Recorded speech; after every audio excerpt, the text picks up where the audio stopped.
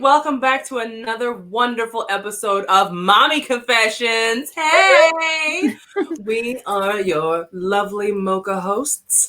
Yes, Aren't we? yes. Listen, right? I mean, gorgeous, just shining, shiny. Yeah, you know what I'm saying. Thank you. Thank you. So my name is Denora Walcott, and you know me from such things as Mommy Confessions. And these other hosts are ladies to my left, right? Which way are you? What's up, you guys? My name is That Chick Angel. What's poppin'? That Chick Angel. You can't say her name without singing her song. It's so true. Hey, that's my jam. And my dear third co-host, Quinn Walters. Hey, everybody. What does she want to be? Hey, ladies. Hey. We hope that this is not your first time, but if it is, we still welcome you with warm arms. We say welcome. Yes, Have a seat, get a drink. Okay. Come We're on gonna in. have a good old time. Mommy Confessions pops up every Thursday. We're actually going to do actual seasons because I mean it was turning into seasons regardless. It was just like, well, we're done for now. All right. We'll be what? back. All right, Corona happened, and we'll see you when we see you. We'll see you when you see it. So Good luck, everybody. we're going to do a 12 episode season, and then we'll take a hiatus and come back. But Mommy Confessions is just an honest, just real conversation between us ladies, and sometimes we have a guest. But every episode, we start off with a confession. And Denora, since you're leading us in this episode. Oh, heavens to Betsy. My confession has to do with another group of ladies. Ooh. They're a little bit older than we are. I've seen every single episode of The Golden Girls at least 7 times. Really? Yes, I have the box set. I watched it as soon as it came on to Hulu. I mean, I find them to be such a joy. Such a joy. I used to like them when I was little, and then as an adult, I realized, oh, wait a minute. They're talking about everything. This show dealt with every topic possible. They touched everything. Sexuality, race, homosexuality, class. I mean, everything. And it was I don't know of another show that has really done what the Golden Girls have done. So, and let's be clear, the roast sessions in that show are legendary. Legendary. And I tell you, exactly. When I tell you, Mama, what's Mama name? Oh, Mama. Sophia. Sophia will drag. Oh, and she dragged Blanche and Betty White every episode. Let me tell you. And Dorothy. Yes. She would get her own daughter. She dragged everybody. The character work from an actress point of view, if y'all didn't know, all 3 of us on this show are actresses. From an actress point of view, I thought this was their personalities. To know that it was nobody's personality. To know that Sophia was the youngest of all of the women. Like, it's so crazy to me. I've not watched Golden Girls as much as you do, Denora, but I will say my appreciation is up there. It's up there. And let me tell you, Aria, my 6-year-old daughter, loves watching the Golden Girls with me. So does Rhea. Talk about transcending generations. Betty White is 99 years old. Yes, she is. Is she 99 now? She just turned 99. Had a birthday. Yes, oh my God. She survived COVID. Like, I'm not saying she had COVID, but like, she's surviving a pandemic at 99. This woman is unstoppable. She's seen it all. She's seen it all. So, yes, so I'm with you. Look, I love him so much. I got him on my bracelet. You are hilarious. Thank you for being a friend. Travel down the road and back again. He can't hear you. It's true. You're a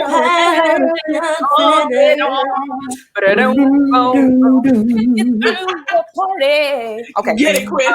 We can do this all night. Okay. Okay. People will be like, I thought this was a show. Quinn, what is your confession? My confession is that in my mind, I think that I am a bona fide, fully uncertified esthetician, hairstylist, makeup artist, wardrobe stylist. Because Corona has literally pushed and forced me to do everything, all of us, right? Yeah. And I swear, I'm like, you know what? I don't know if I ever need to sit in another chair again. Like, I think I can do this. Yeah.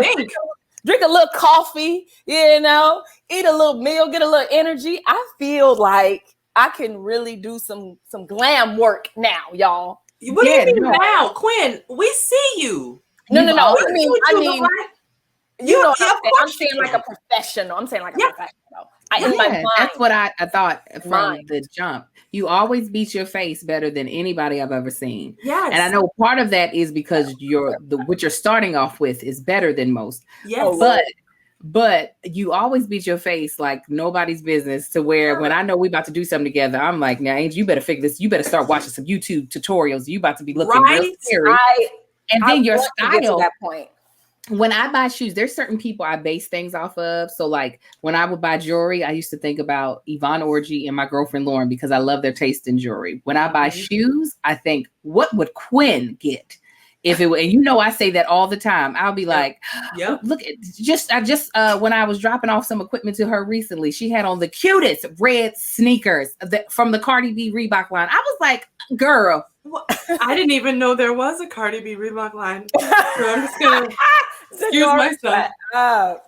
I didn't. So that's real. Corona has given me confidence. Is the point? Good. That's good. More confidence in the styling abilities. That is amazing. I'm glad that you now have the confidence that I already had in you, and I already had. I can do. A little girl, you do beyond. Listen, you and for your child, girl. Oh my God, Aria be dressed down. You heard me? Like shoes, outfits, everything matchy, curls popping, shining, lit. Like still be popping. Her curls still be popping. They really do. So yeah, you're already a pro. But I'm glad you're there now. Appreciate it, y'all. Appreciate it. Well, I'm glad that I'm glad that the pandemic brought it to you, girl. Because you're amazing. You're amazing. And what's yours, madame? Mine is I took a shower. That's my confession.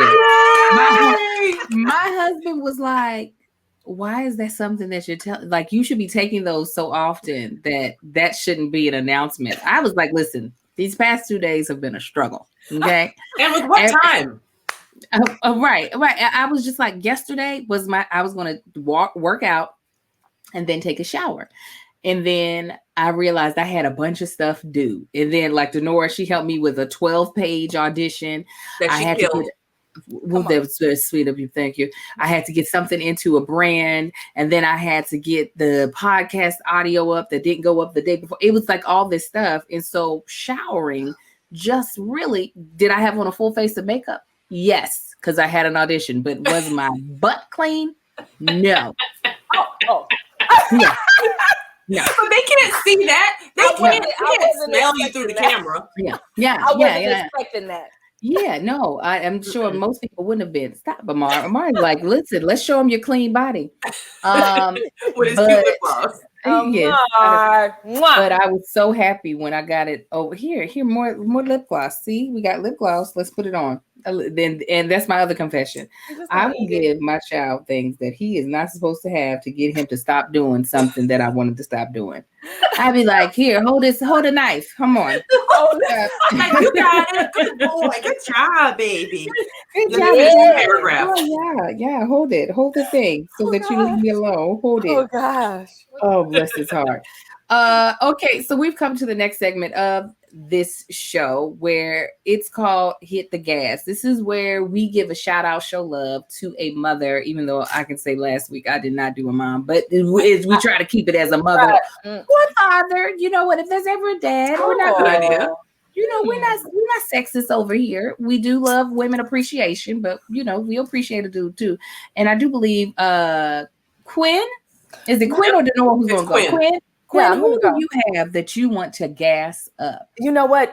My gas is not a mother. Probably will be a mother one day, but we gotta give it up to Amanda Gorman. I don't know how y'all felt after her poetic brilliance during the inauguration, but I was moved to tears. I was glued to the screen. I was paralyzed. I was spellbound, and I was bawling because I felt like I was the mother who gave birth to her, watching my baby just deliver, touch, move, inspire, and change. Like literally, I felt like the earth was like, and then, and a new earth was up underneath the feet of everybody because of the words that came out of this young woman's mouth. So I know she's not a mama, like I said, but listen, well, I still had goosebumps thinking about what she did and how she moved me and everybody else. What we can do is gas up her mother.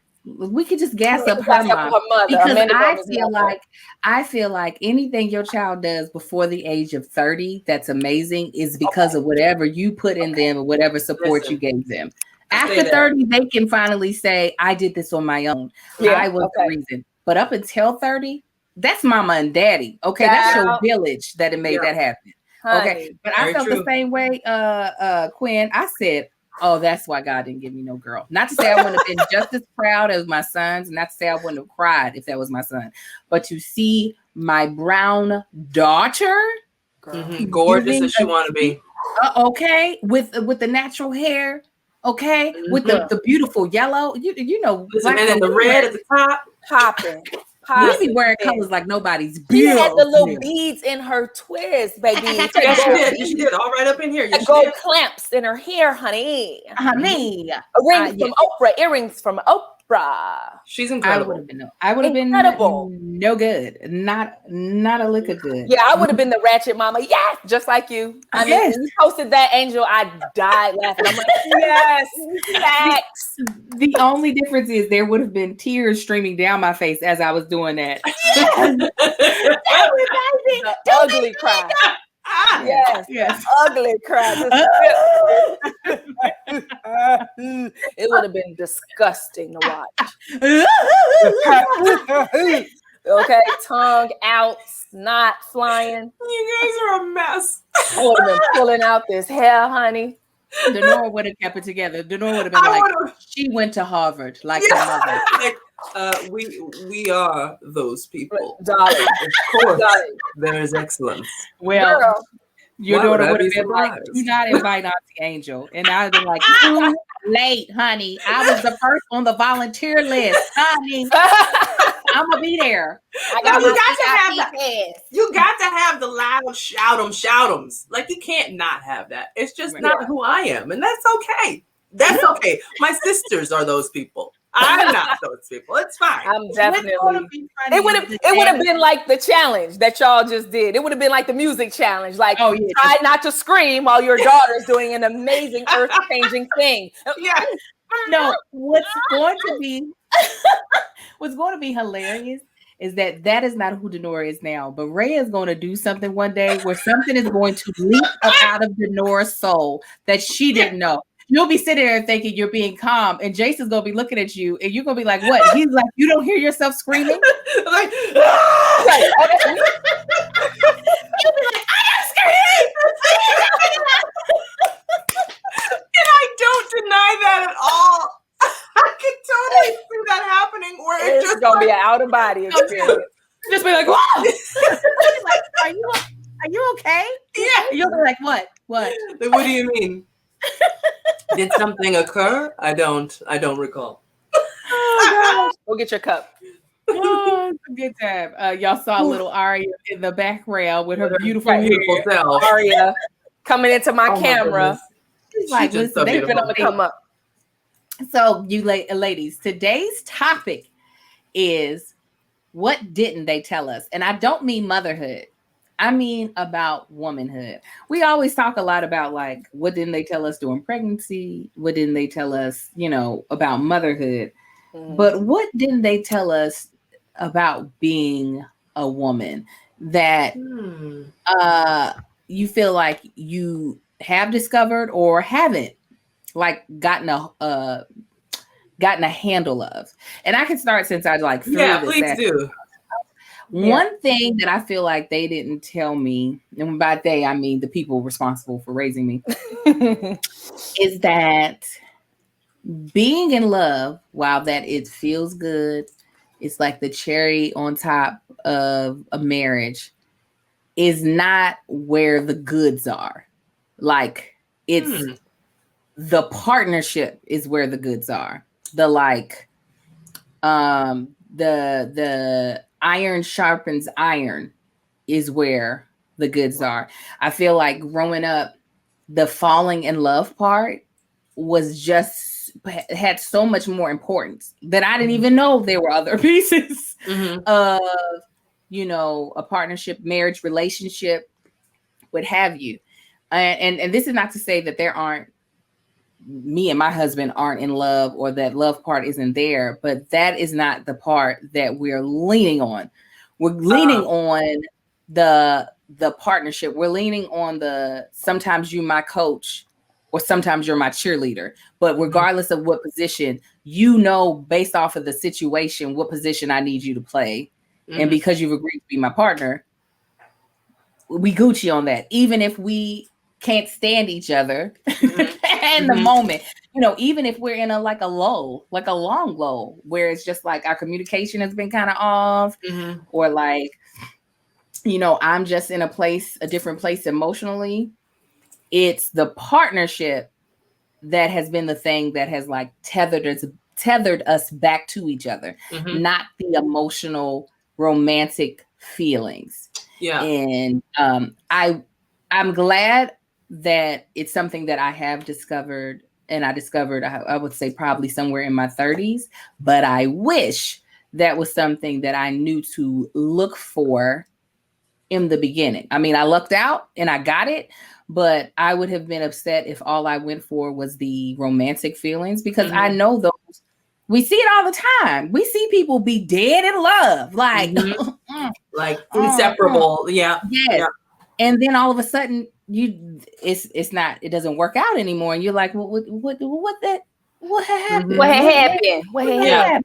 Yeah. Nobody expresses that is something that can wax and wane, that can be on and off. And that the changes that any relationship goes through can affect multiple facets of how you see one another.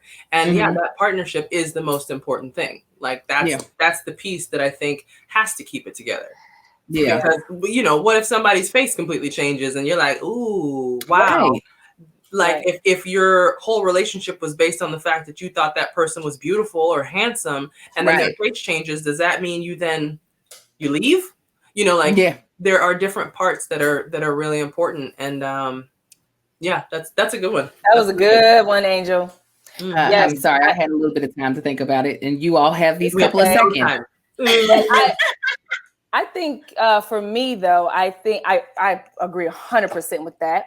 And I'll add that to mine. And I'll also say that I think my people omitted letting me know that I need to save some parts for myself, some parts of myself for myself. That's good. Save some parts of myself for myself. I watched my mother work when I was little, and then as she started to have my siblings, I'm the oldest of 4, so boom, boom, boom, they were stair steppers, and there's a big gap in age. So she ended up being a stay-at-home mom, and so and my dad worked multiple jobs, and so I watched that dynamic, and I'm like, you know, it worked. They made it work, and it was hard. It was hard for her, but they made it work, and we were very well taken care of, and I'm grateful for the sacrifices that both of my parents made, but it was never discussed. Like, make sure you take a walk by yourself. Make sure you get massages. Make sure you meditate. Make sure I was definitely taught to pray. I was definitely taught to take time out for God. And I guess that it can be in the wheelhouse, in the realm of meditation and self-care too. But beyond that, and you know, and further than that, that true self-care that we're all talking about right now, the hot topic, taking care of yourself and setting time aside for yourself, it was never discussed. And and now at this age, I'm just like, that is so important. And now I'm actually taking the time and taking the steps to run myself a bubble bath, to do my hair and do my nails and put on my silky robe and put my feet up and eat popcorn and watch a movie and do the things that make me feel good. Because I'm gonna stress about being a mom. I'm gonna stress about bills. I'm gonna stress about making sure she comes out to be great and whatever else life, hands us, those daily stresses. But what else can I do to alleviate some of that? You know what I'm saying? That was never mentioned. Like, make sure you do this so that you don't go crazy. And now I'm gonna make sure that I pass that on to my daughter, that she takes that time out for herself. I love it. I love it. Listen, I love both of those, and I still haven't thought of one. I'm over here like looking at the ceiling, like, is there something up there for me? So much of what you both said is, those are two of the things that I was also never taught. Like, that would just, and not purposefully, but because the people that were raising and grooming me didn't necessarily know those things. At all. They didn't know it to share it. Right. Very true. Very true. Like, I feel like part of that goes into my lack of understanding of finances, and it just, we didn't have any money to discuss. So we didn't discuss it. So I am now, as an adult, learning finances, learning not just to save, but how do I save? What do I do with this? That's good. How do I invest? Is that something that I can do? And looking towards eventually buying a home and all these things that, advice that I was given, but given from a perspective of not knowing, saying, don't worry about college loans, just get the loan, get your education, and you'll worry about the loans later. That was terrible advice, but they didn't know that it was terrible advice at the time. Because how else were we going to do it? They just want you to be smart. They just want you to be proud and important. Exactly. And so now I know differently, but it has taken some time. And so now I tell my niece, I tell my nephews, like, don't be like us in this way, because we didn't know any better. And now we know better. And so now you get to do better because of our experiences. So no, that is so true, especially on finances. Like, I'm not going to say that, I'm not going to throw the blanket over everyone Black, but I will say that I feel like there's an overwhelming amount of Black families that don't have the knowledge that white families, Asian families that immigrate over here, like specifically the ones that immigrate over here, this knowledge of money, this knowledge of how to increase money amongst our tribe, that we just aren't aware of. Because we haven't been allowed to. Anytime we as a people figured it out, it was like knocked right out of us. Right.